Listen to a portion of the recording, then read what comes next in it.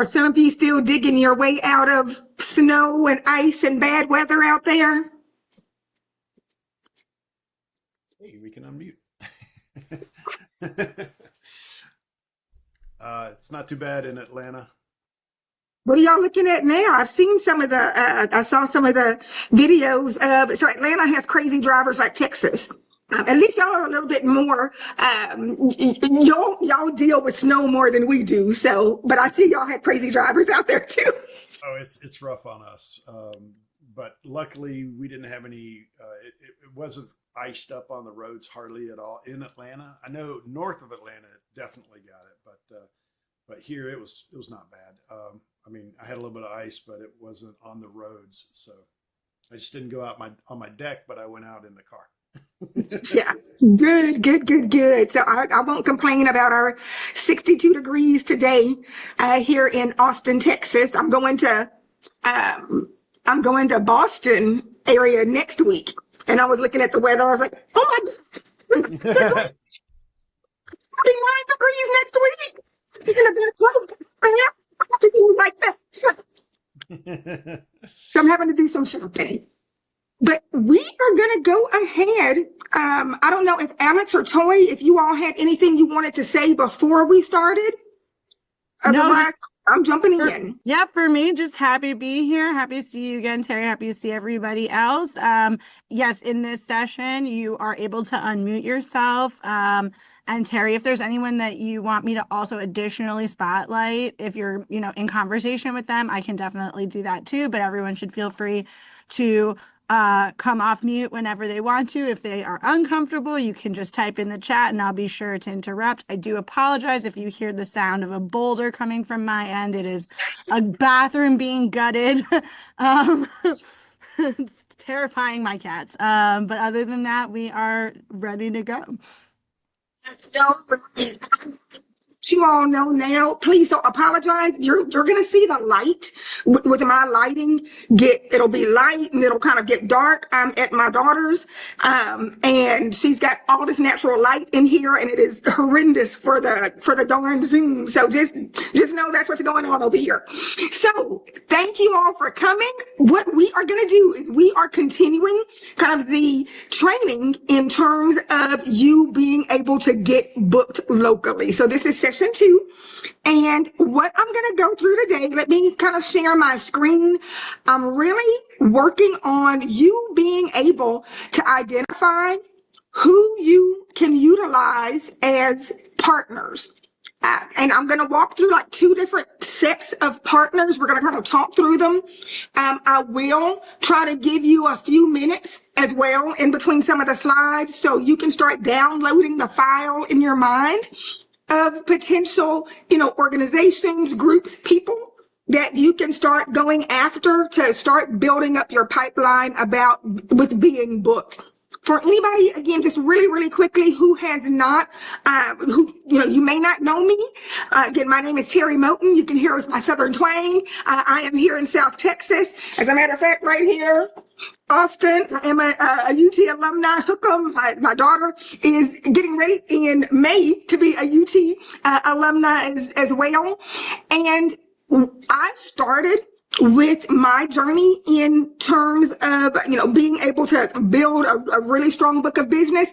I started when ChatGPT was released out in the world, in November of 22. In January of 23, I just started reaching out to organizations in my local kind of back office, in my backyard and in the region, and just said, hey, let me come train. At the time, I really wasn't thinking about how to turn it to a business model. I was just excited about AI, and I really wanted to make sure people knew how to use it. And so I just started reaching out, and I very quickly got a name for being able to be kind of an AI trainer, speaker, and presenter who could break things down where it made sense for the non-technical business professional. So that's the kind of the lens you will hear me talk about a lot.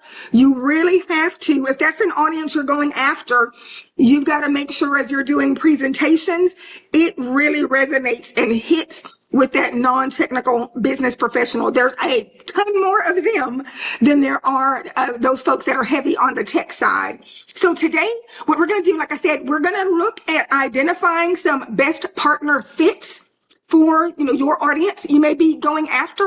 I'm going to walk you through, using specifically Perplexity or maybe even ChatGPT to set up some tasks where you can start having that automatically go out and look for speaker and trainer opportunities for you.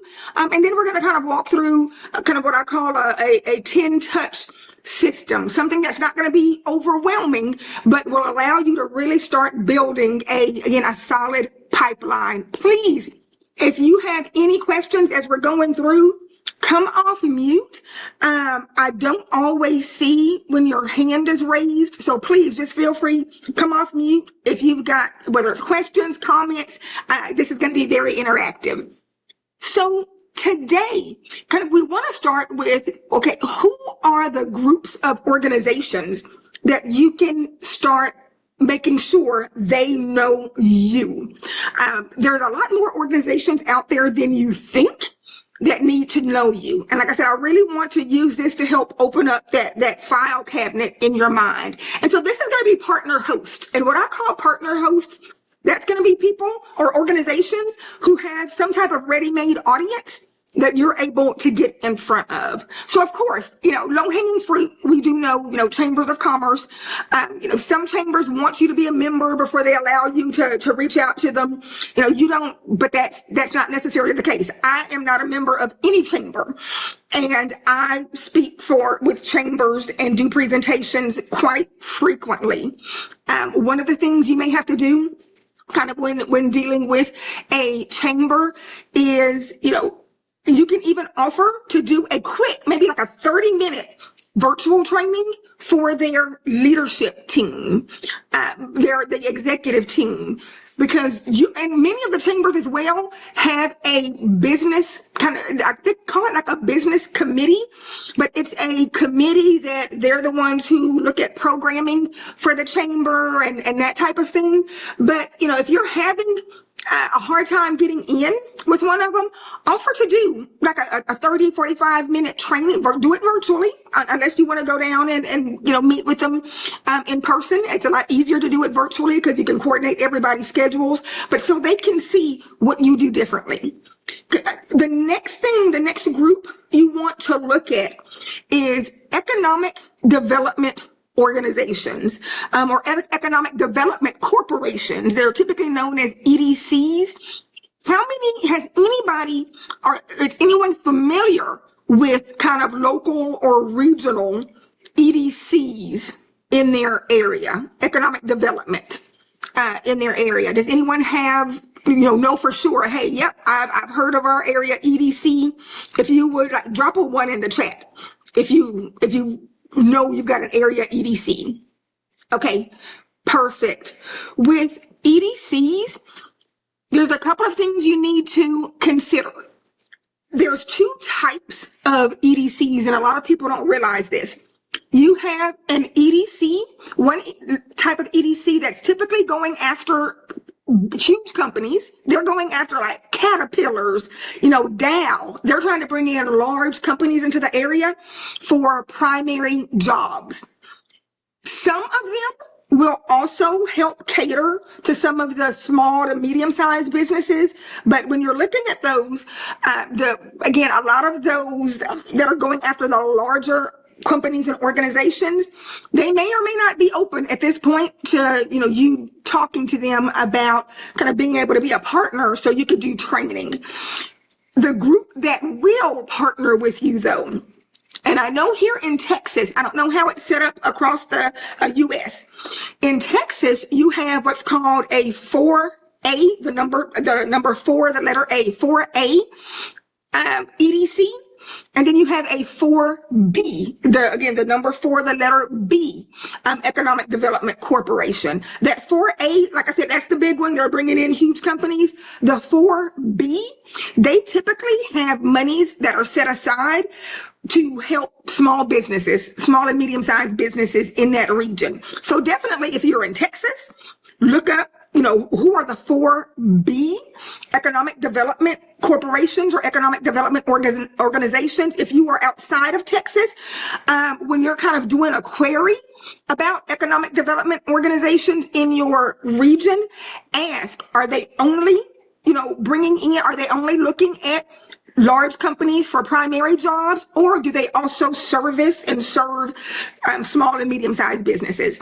I recently put together a proposal, and we're going to see kind of where it's at in the process, because I have done some free training for one of the local EDCs, and as we went into 2026, they were ready to, hey Terry, can we get you to come back and do some more? Your training was very well received. I said, yes, I can.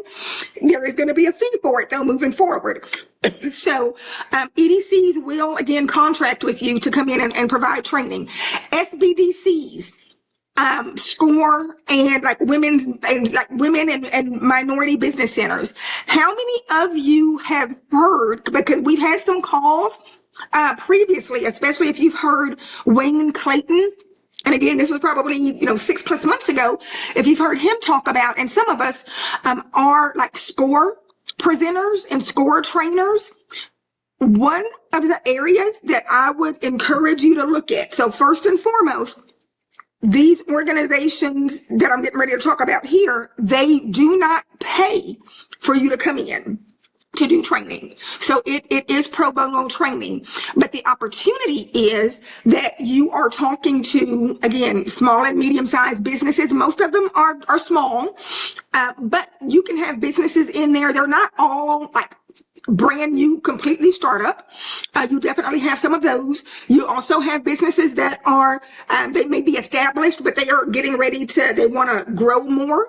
They could be anything from solopreneurs up to, a business that might have, 50 to 75 employees. But again, it tends to be kind of a small business or on the smaller, medium size.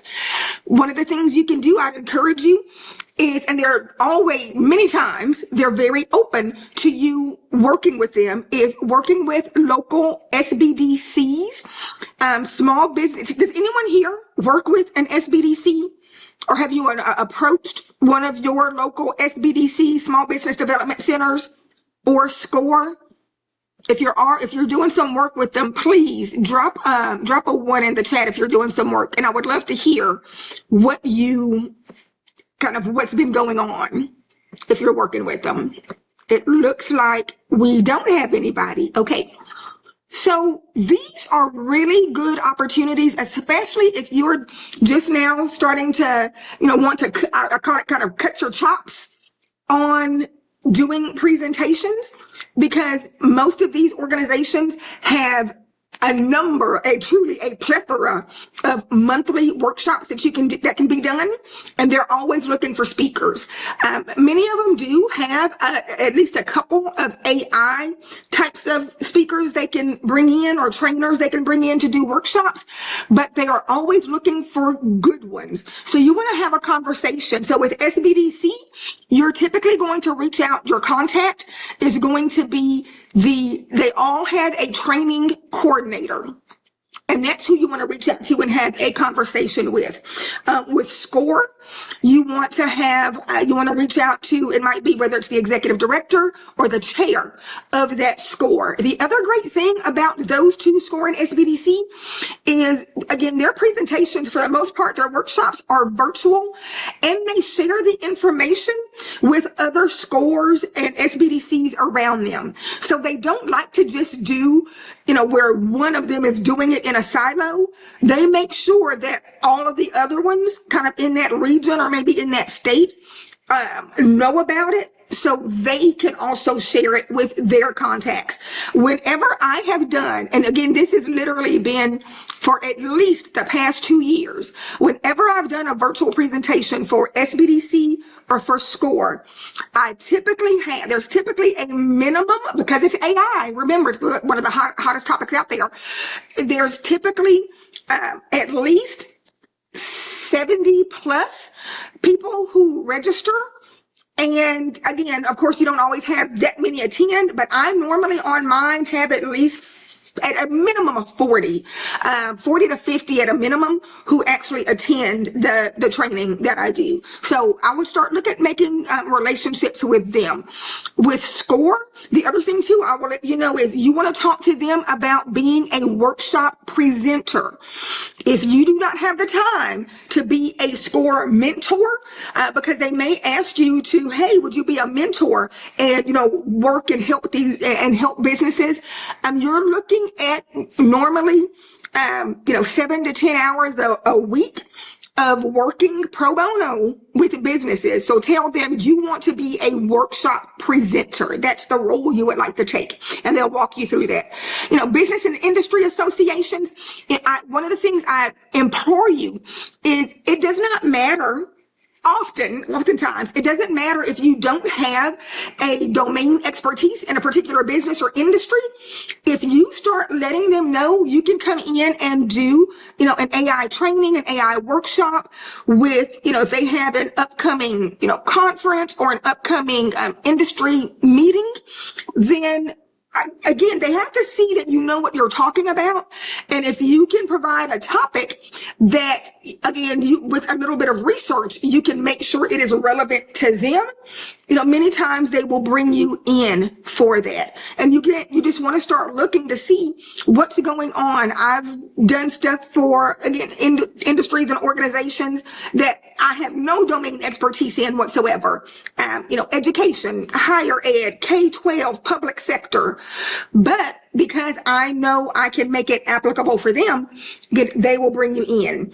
Another area is workforce boards, and again, and sector partnerships. So anyone who has if you have a background in healthcare, I know a couple of you do. I think Ebony is one of them.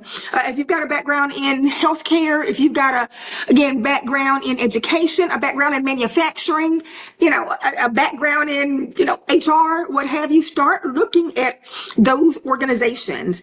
Another group that is really hot in wanting to provide relevant information is going to be your regional workforce board.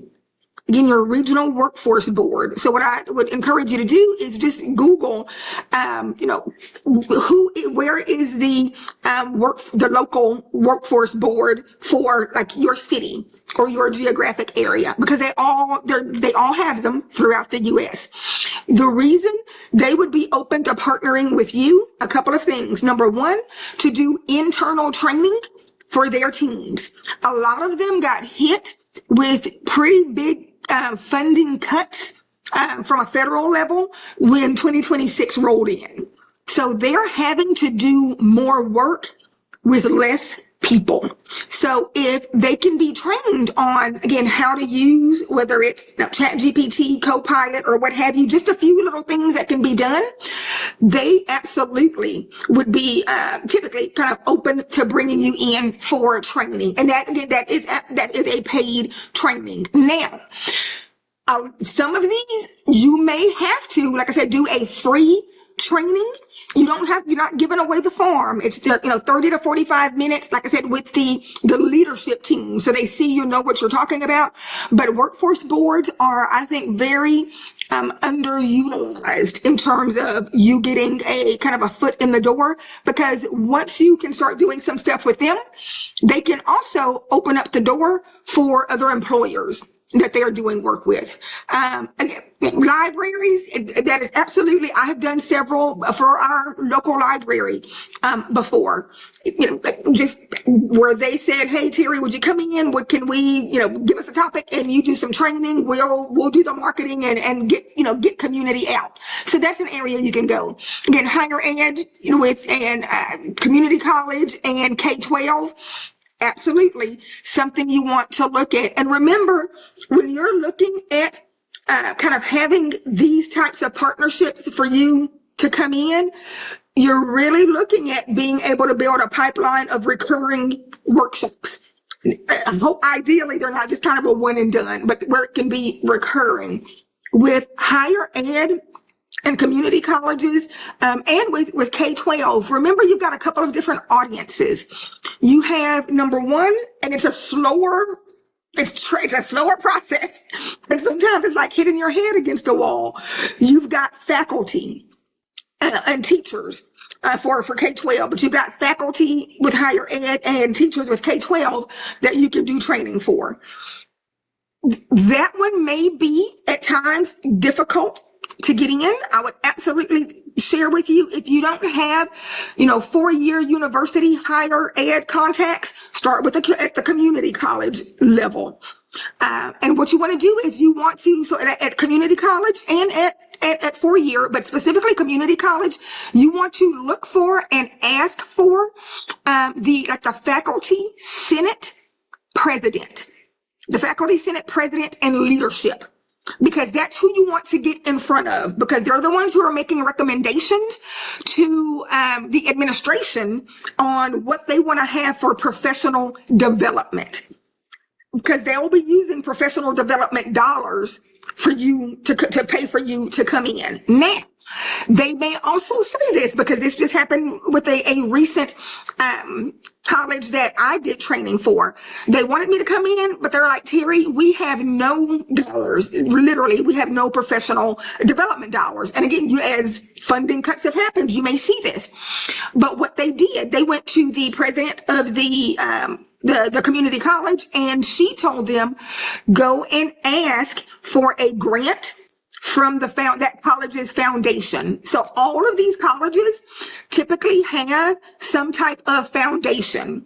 Again, whether it's a community college or higher ed, and even K-12, a lot of them, especially public schools, they have a foundation that has access to funding that can be provided to the school or the institution. So that may be a route you go if you hear somebody say, hey, we just don't have the dollars. And you can ask, well, is there a foundation that's attached, that's part of your school or your institution? And that they could lobby them. They could write a grant proposal for them.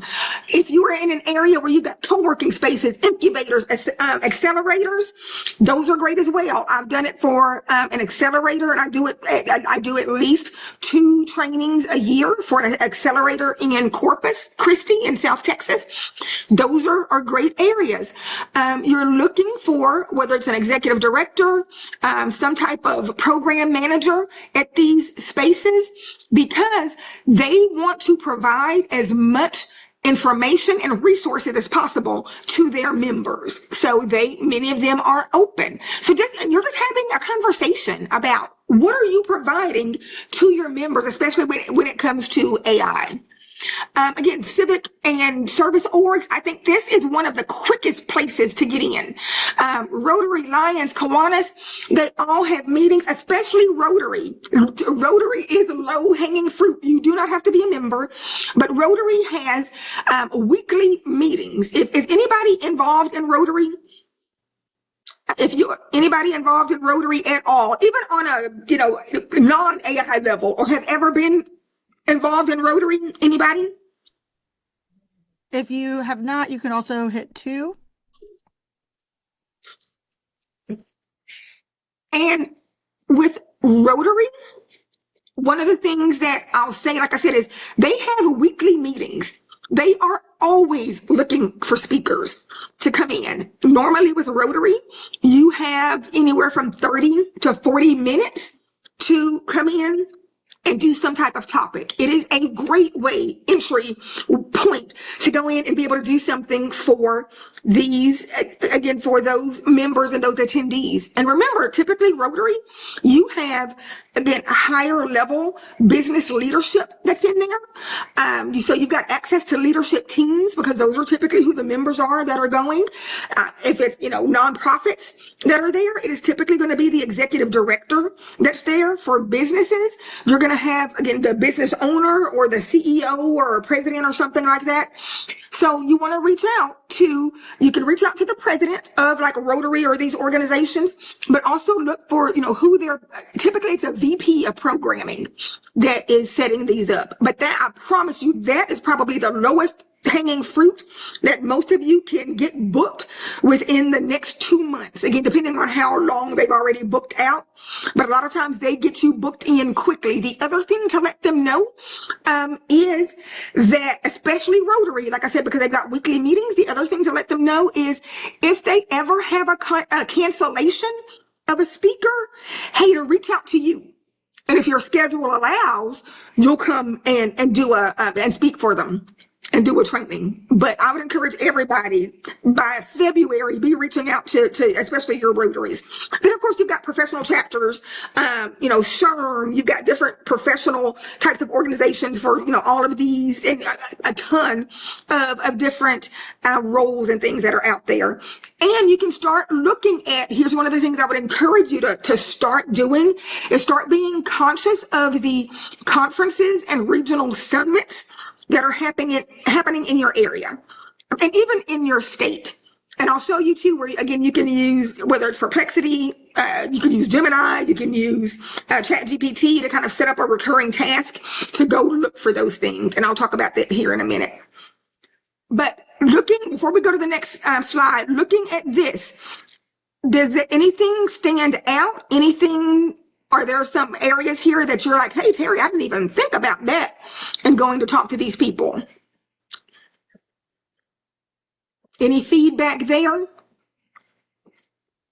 And I promise, none of these are too difficult to get access to. You can absolutely do these. If you are also, depending on where you are located, but if you have any rural areas that are around you that you don't mind, if you can get booked for a workshop or a training that you don't mind driving out to. I'm not saying book something that's 6 hours away, but if you've got like some rural or, suburban areas that are within an hour's drive, definitely look at those rural areas. They are so untapped in terms of people going out and providing education to them. And they are hungry. Those organizations in those rural areas are hungry. And even if, again, remember, you could do it virtually. So it's not like you have to go out and drive to them. You can deliver virtual training to the organizations and their members in rural areas. But I am telling you, they are starved for information because they get overlooked, they get left behind, and a lot of them have again, they're just like even just 10 years behind from a technology kind of understanding standpoint. Now that may be a bit facetious, but again, being in a rural area, you just typically, they don't have access to the information that the urban areas do. All right. So again, and remember, with partners, that's where you're back up here. With partners, you're ideally trying to get in there because you can get in front of a group of people and hopefully be able to do more than one workshop or one presentation. Now, referral sources. With referral sources, this is where you're looking for people or businesses specifically who can, just like it says, give you just kind of recurring recommendations of people to talk to, and they can do warm introductions, tee you up, that sort of thing. Some areas a lot of people overlook, marketing agencies are big, especially, again, you're not going out there trying to tackle the biggest marketing agencies in the world, but look there in your community. What are some of the kind of small and mid-sized marketing agencies? Kind of, the independently owned marketing agencies. They may have a team of, 3 or 4 people they might have a team, up to say 15 people. Because what's happening, number one, again, they need the training themselves, especially for those who if any of you have any type of marketing background, where you can show some of the things that are being done from a marketing standpoint, because you would be shocked. These marketing agencies don't have the breadth of knowledge and information that we do. So again, just going and showing them how to utilize. I did a training for a marketing agency, and it was showing them how because this was the issue, their social media and content writing team was using ChatGPT, but it sounded like ChatGPT, and they were depending too much on AI. So even, going in and showing them how they can utilize AI and it not sound like AI, how they can retain their own voice. how to do, the proper prompting, how to set up master prompts. You can go in and if you want to show some of the tools that can be used, how they can use Notebook LM for each client to kind of develop a knowledge base for each of the clients that they're working on. So there's a ton of things you could do again with marketing agencies. So don't count them out. Don't think, they've got everything they need, because they don't. HR consultants, low hanging fruit.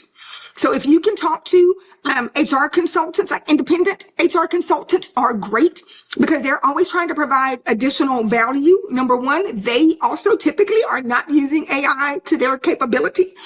But talk to them about being able to be, and what you're doing is you're positioning yourself so you are the hero for them, to help them, because when they can refer you over to solve a problem or to educate one of their clients in terms of AI, it makes them look like a hero because they were able to do that. So HR consultants are wonderful to go after.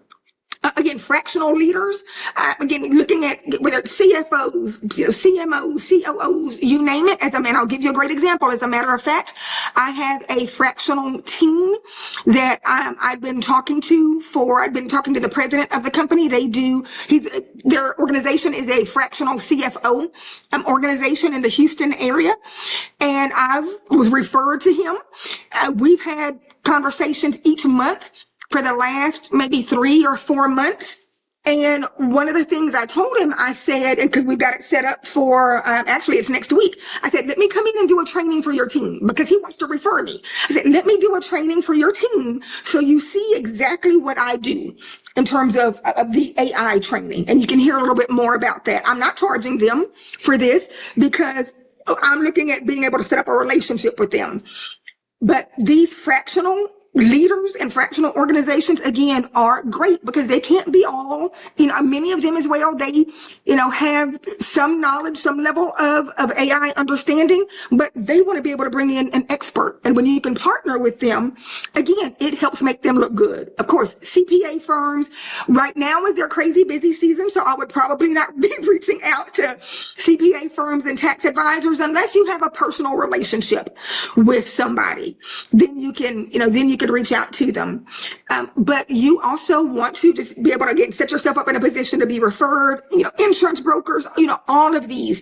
Here's something that you may not think would be a target for you to build a relationship with as a referral source, but IT providers and MSPs, so that the managed service providers and cybersecurity firms, we've seen, you see these businesses and companies all the time. Some are solopreneurs, some have like small teams, but a lot of them, especially IT providers and MSPs, now they're starting to, kind of put their offerings out in terms of, what they're doing with AI.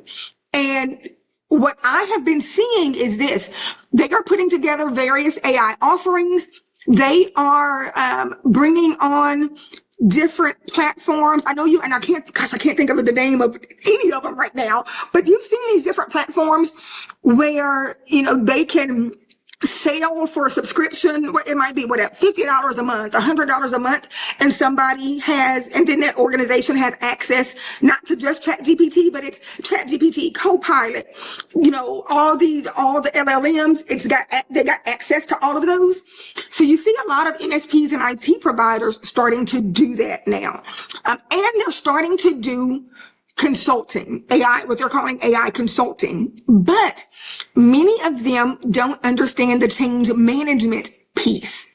And they're not having as much success as possible as if they could partner with somebody that understood what needed to happen with change management when they're going into an onboarding and bringing on a new organization to work with, especially when they're doing AI stuff for them.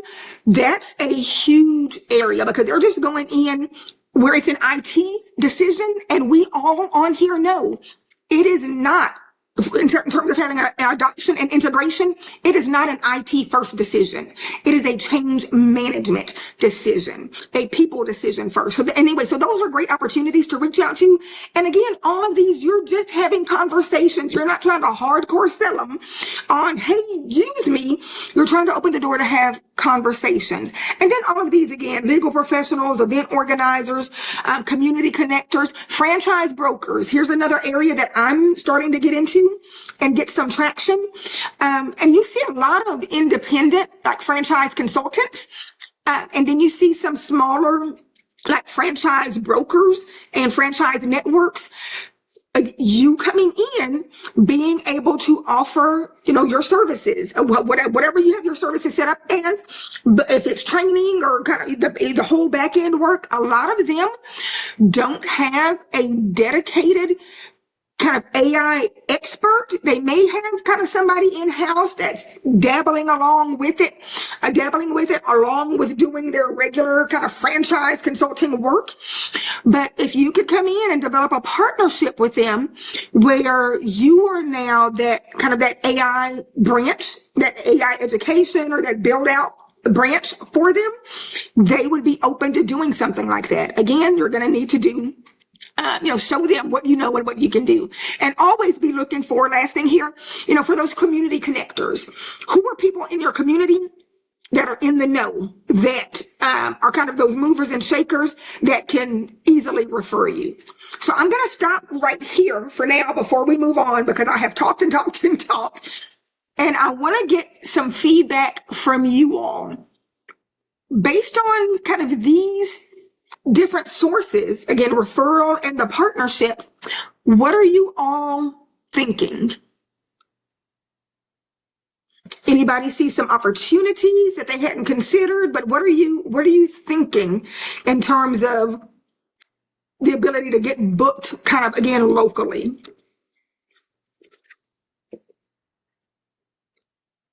And I'm gonna start voluntolding some people here. I'll share, Terry. I was gonna say I think the HR consultants, that's one thing, at least for me, I do work in healthcare that I hadn't necessarily thought of partnering with before, but you're right, they're working with all different kind of businesses. So I'm gonna think through a campaign and reach out to some of those, and I have a few in my circles. So I'm telling you, the those HR consultants or, in-house HR, those are gold to reach out to, because you may not be able to get in with, the company president or the CEO. But if you can get in with HR and look for the small to medium sized business kind of HR person when you're going after that business, because they more often than not are open to talking to you. And they more often than not are willing to have you come in and do training kind of for them, almost as a pilot that can then be shown to company leadership or business leadership. Hey, this really works. And you can absolutely, because remember, and for those who haven't worked with HR professionals, what you may not realize is they are also setting up training for the business or for the company. They set up various training topics. So that's why they are low hanging fruit, because when they see how well you do, they can then go talk to the leadership team about, hey, we need to bring this person in to do, again, if it's quarterly training or however you want it to set it up. But many times you're able to get a kind of whether it's retainer level training, you're able to get multiple training contracts with them, or training sessions that you can do. Anyone else? Um, okay, Does anyone? Oh, go ahead. go ahead. Oh, I was just gonna just prompt everyone. Like, I'm thinking, is anyone feeling where like they might want to start, or are there areas that there's like questions or concerns about the approach that Terry has laid out that maybe she can give suggestions for?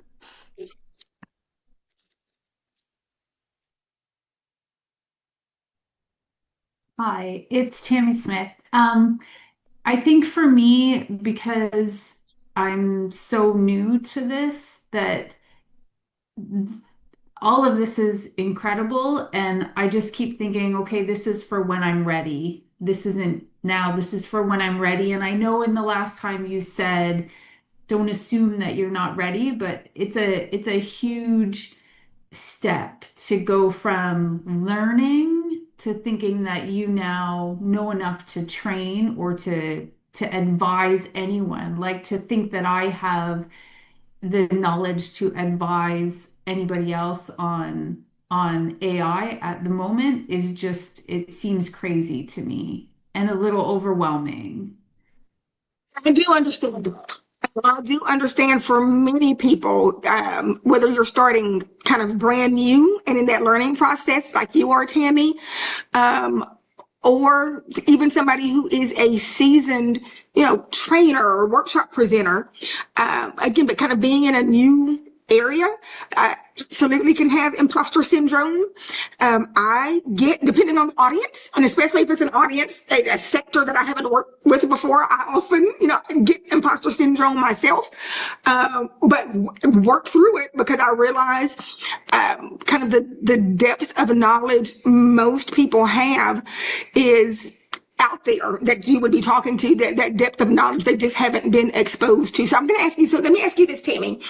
Um, what's your background? What have you done previously prior to looking at AI? So I work in the defense industry, in the national defense industry. So I'm from Canada, so I work with the system that's deployed with the Canadian Army. Okay, got So you. AI is something that in that industry we're very interested in, but there's a huge security concern. So even just today, so I was off for a few weeks since Christmas and focusing on learning the AI stuff, and I just went back today and all of these ideas I have in my head of, oh, I should be using AI for this, and everything I did today, which is what should happen is I just started thinking of how I could use AI to do the tasks that I was normally doing. But everything I tried to do, I hit a roadblock because of closed networks and the lack of security around a lot of the tools that we use. So I feel like I need to get out of that industry if to get started and then build on my security knowledge and try to figure out how to incorporate the cybersecurity, which I know there's a gentleman in the community that is very knowledgeable in that area with the cybersecurity. So, I would agree wholeheartedly. You may want to look at some other kind of sectors to be able to start with that have an easier pathway for you to be able to go in. So let me ask this. Are there particular sectors or verticals or industries that you're like, hey, I would be interested in, these, or even are there particular roles, agnostic to industry, but different roles in organizations? Again, if it's HR or whatever that you would be interested in. so my fiance owns a construction company, and Mhm. I watch him struggle with his invoicing and bill of materials and things like that. So I've already talked to him about how I'd like to set something up for him to make his life easier. So I think that is definitely an industry that I would like to get into.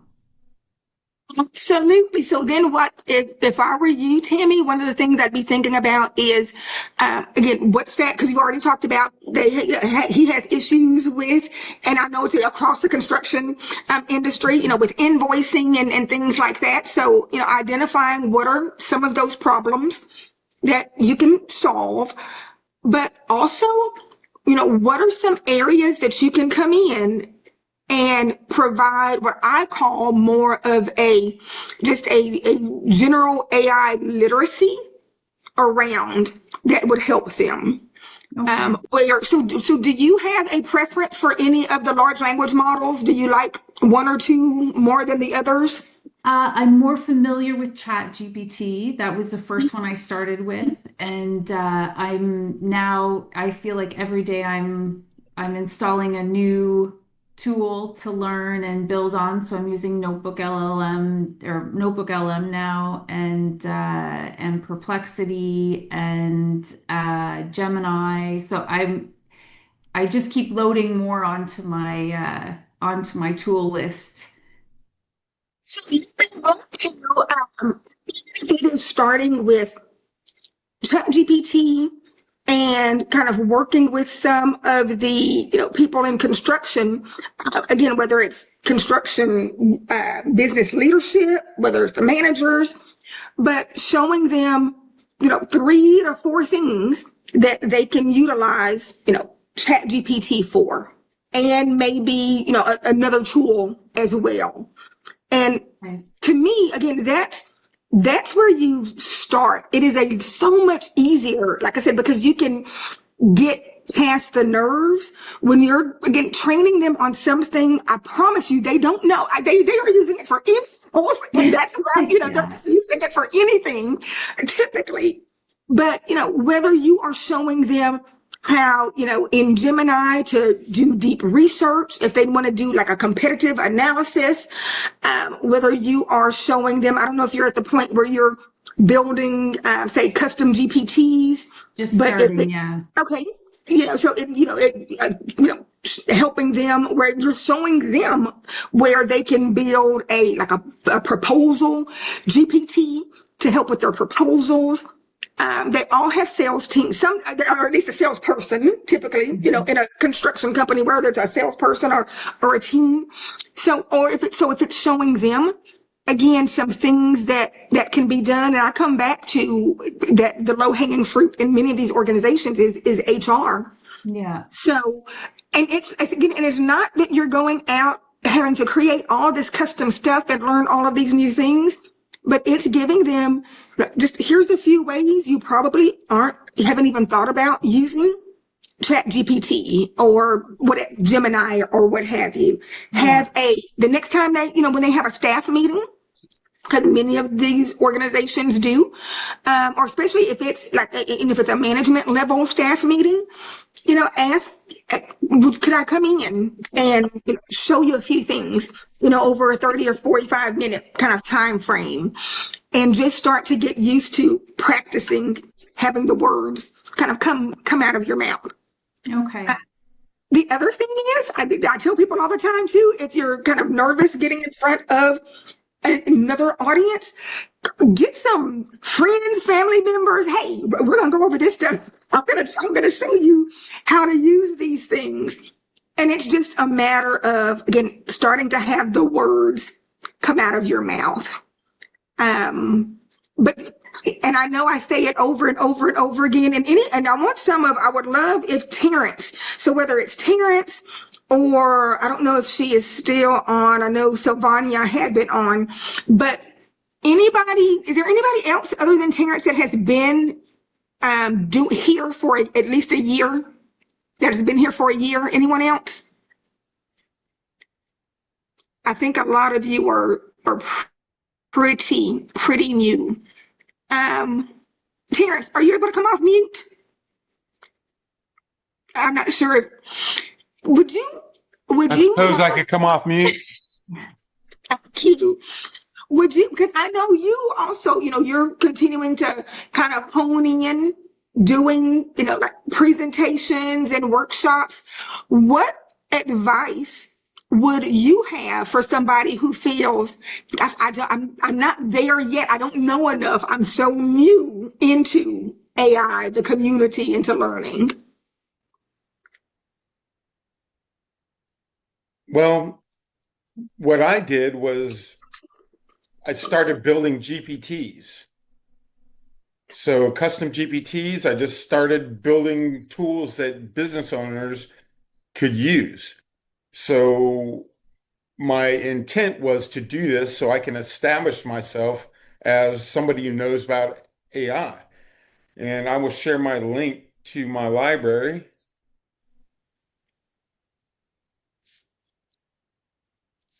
This is my what I call my AI resource center. And at the time when AI came into play, I was in a M&A mastermind and that met once a week for 2 hours. And when ChatGPT was released in November of 22, the leader of that just went into AI 8 to 12 hours a day, thinking of ways that he could streamline operation of his businesses and get his employees to work better.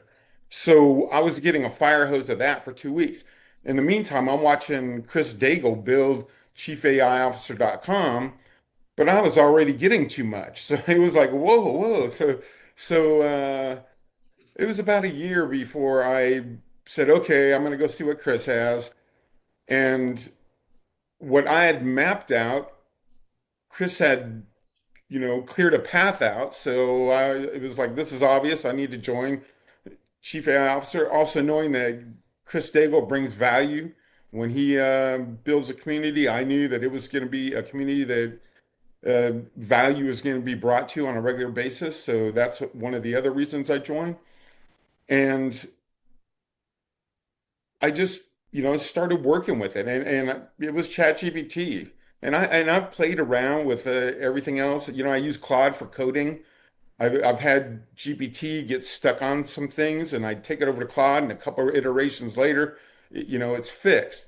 So you just have to, embrace the technology. And what I would say, the thing that came to my head when Tammy was speaking was she's not thinking in AI.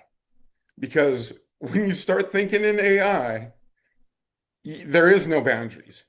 You know that like this community's here. I can go have a conversation with, the world's greatest business uh, entrepreneurs, successful investors, whoever you want, you can have a conversation with them. You can build out whatever you want and, you know, just take it to that level. I mean, that's what you need to do. And I'll be totally transparent. I've my business, I've been trying for 2 years to get clients, but I'm kind of picky. I also have a full-time job. I'm the marketing director with the Da Vinci Group, which is an international audio engineering and manufacturing company. So I am working a full-time job, but I joined BNI 4 months ago, specifically because the networking that I was getting, I live in Riverside, California, and it's not the most tech savvy place, you know, in the Southern California area. I mean, that's Irvine, but even in Irvine and Orange County, I was getting the same thing. It was, passive curiosity in AI. No one was really head over heels. So 4 months, I joined BNI, and I'm kind of getting the same thing there. It's a passive curiosity, and it's just surprising to me that more business owners aren't aggressively seeking ways to learn. And that was another thing I did 4 months ago was I started acquiring meetup groups. So I've acquired 6 meetup groups, and I've just partnered with another organizer of meetup groups to advertise on her meetups, and she's going to advertise on my meetups. So totaling membership of about 15,000 people that we're pushing out to. So, you just have to embrace the technology, dive in, and I believe that we're coming up on the bell curve of technology adoption, that we're just getting past the innovators, and we're going to get into the early adopters. We're just getting past the early adopters, and pretty soon we're going to be in the early masses. So that wave's going to break pretty soon, and you just need to be ready for it because it's going to snap. And there's going to be a lot of businesses that are hungry for the information. So just dive in, start building things, and if you have questions, ask GPT or ask AI, whichever AI you're talking about or like working with.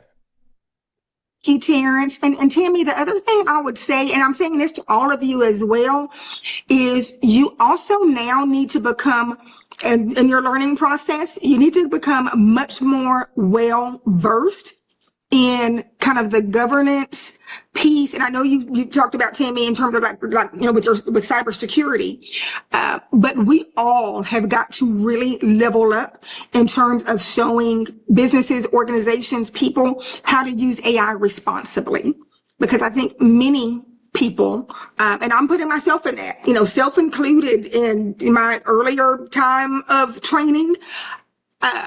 It was more me showing the candy and the cool things that could be done, and not giving the caveat of, but here's where you've got to watch out.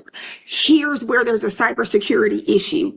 Here's where you're going to see could potentially see your business in headlines because of a breach, because you didn't realize this was going on. Here's why it is imperative. You have got to stop and put a use policy in place, because your employees are uploading everything under the sun into AI. I don't care that you have told them not to use it, they're using it. So we all have got to, I need to throw that out there. We have got to do a much better job of, again, being able to talk about those types of things when we're having any opportunity. You have to do training and be in front of somebody.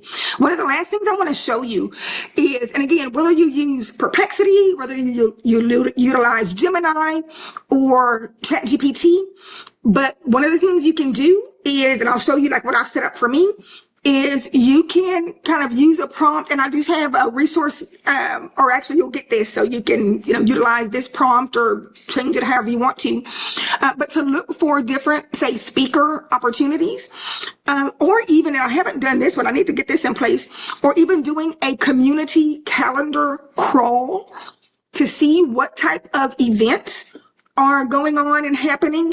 And again, because you're wanting to see what organizations are, constantly or doing things that you might be able to get out and get with that organization. But what I have done is, and somebody let me know, I can't remember, and I'll let you know too, we will be a couple of minutes over. You all that come to my trainings know I'm notorious for being a few minutes over. But one of the things I've done is I've set up a task in Perplexity. And again, you can do this in Gemini, you can do it in ChatGPT. I can't remember in ChatGPT if you can do it on the free version or not. I hope most of us are using with, at least whatever our foundational LLM is. I hope you're using a paid version. But one of the things that I had done is I put in a search, and I have it do it, I want to say on a weekly basis, but I have it do a search for open calls for speakers, for conferences, summits, business events. And I'll give you, so you can see kind of what it looks like and why you want to kind of consider doing this is, so again, now, I get a list of, here's the different organizations and most of them have, okay, because I specifically said I want those who have open calls for speakers. And now you can get that information. And again, I would set something up like this, maybe on whether it's a weekly or a bi-weekly. I think in Perplexity, it's got to either be daily, weekly, or monthly. So I think I have this set up weekly, I believe. But again, this is something that you can utilize. Also, whether you're, if you want to develop you could absolutely use LinkedIn. You can also kind of develop a lead list of specific types of people. So if you're looking for, wanting program managers in whatever, manufacturing, in healthcare, or HR people, again, you can set up where you're getting a recurring kind of lead list, but using the tasks that you can set up in, like I said, Gemini, ChatGPT, and Perplexity. So I am going to, I think there might have been one other thing. Was there one other thing I was covering? Let's see. In terms of like this monthly pipeline, kind of that I'll call it, is, and it's nothing that's overwhelming. It's where you have, 5 new touches and 5 like follow-up touches you're doing from the previous month. And remember, your goal is to simply invite a conversation. You want to know, what are these organizations doing? Or companies doing when it comes to AI literacy, AI training, that type of thing. You're simply inviting a conversation, but you need to be able to do it on some type of regular cadence. Otherwise, it falls through the cracks. And don't assume just because they didn't answer the first time, they're not interested. For anybody that has any type of sales background, I was actually talking about this with another group earlier this week. Is, again, from a sales standpoint, only 4% of people or businesses or buyers, only 4% of prospective buyers are ready to buy once you engage with them the very first time. And you're like giving them an offer. 4%. Now, I think with AI, it might be a little bit higher, but I probably wouldn't even put it past 10% because they've got to go through their kind of due diligence process and their education process. So you need to have multiple touches with them. So again, it's an initial reach out for, just setting up a quick conversation with them. It's a, follow-up to share. It might be an article. I would always, you want to become you need to become a consumer of information where you can aggregate, especially, AI information, and be able to share that out. So you want to share those things out with your audience, whether it's on social media, whether you're emailing, whether you're DMing, and share something pertinent with somebody. And again, continue to nurture it because you want to end up being the only choice that they consider when they're bringing someone in. And I think, okay, so that was that on that part. The other thing is you've got that has been shared or at least will be uploaded is I kind of put together this, or ChatGPT, help me, because I am horrible with like Excel spreadsheets and stuff like that. And of course, you can upload it into Google Sheets if you prefer Google, but you can absolutely upload it. But this is just kind of a partner pipeline tracker that you can use so you can start listing out, who you want to go and contact, putting decision makers and things like that and starting to keep track of the monthly touches that you're doing with them.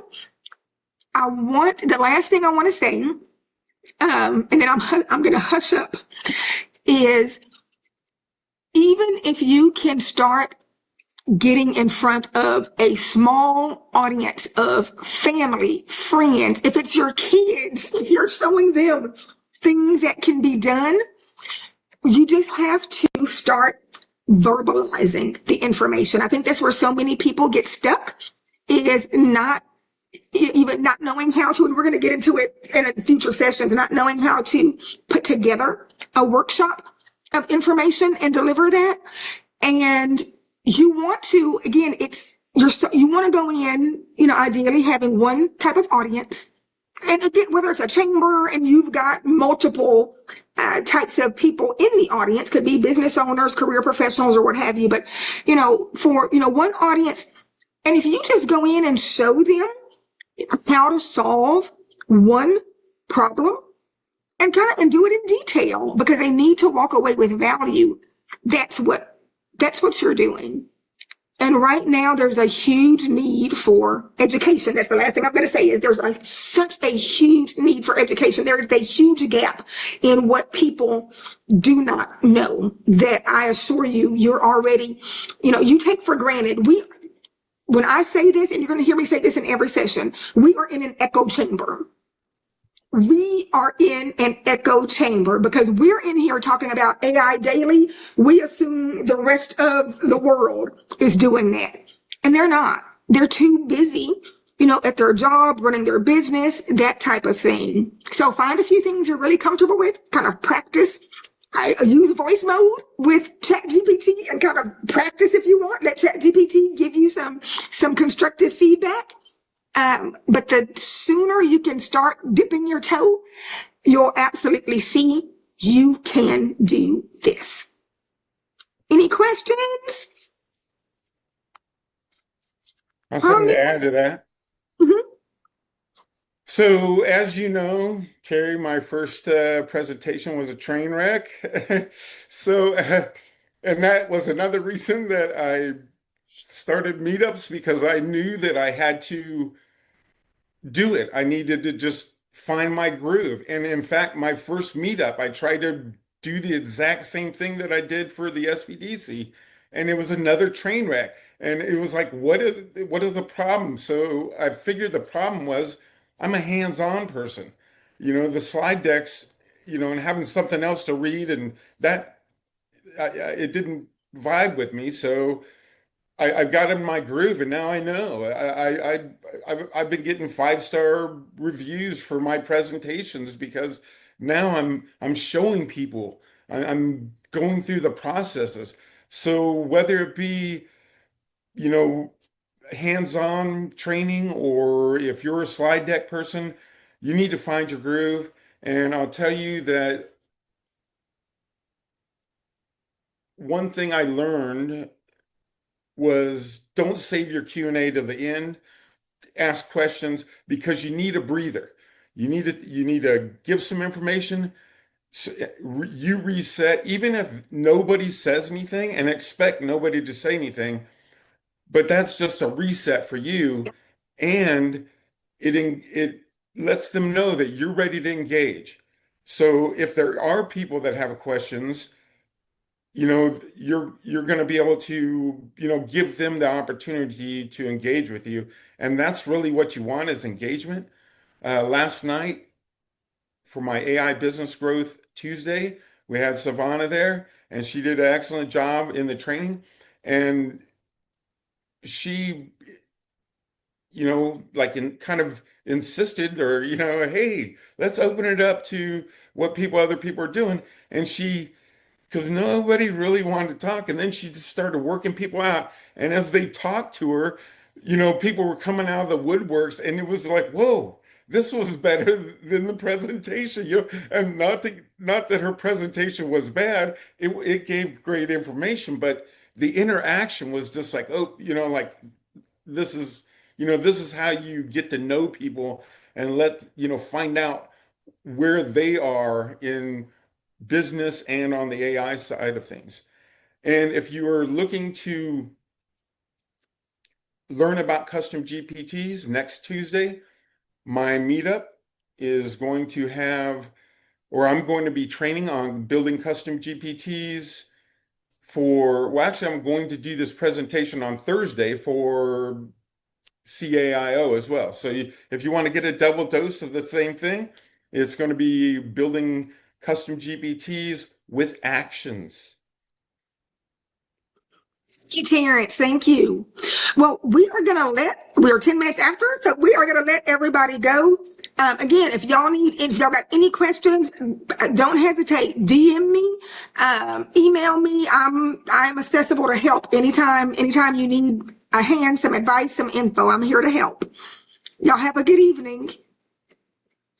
Thank you so much, Terry. That was really awesome. And thank you all so much for bravely discussing the areas that you were concerned about.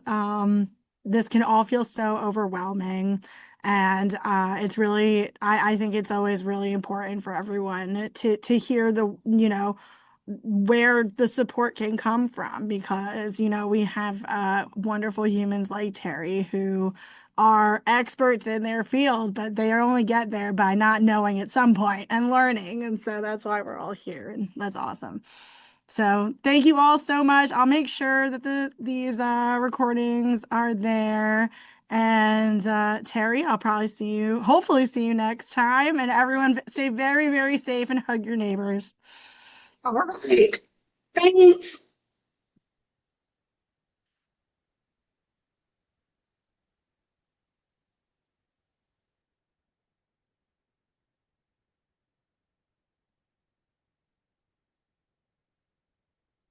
Thank you all so much. Have a really good night. Stay safe.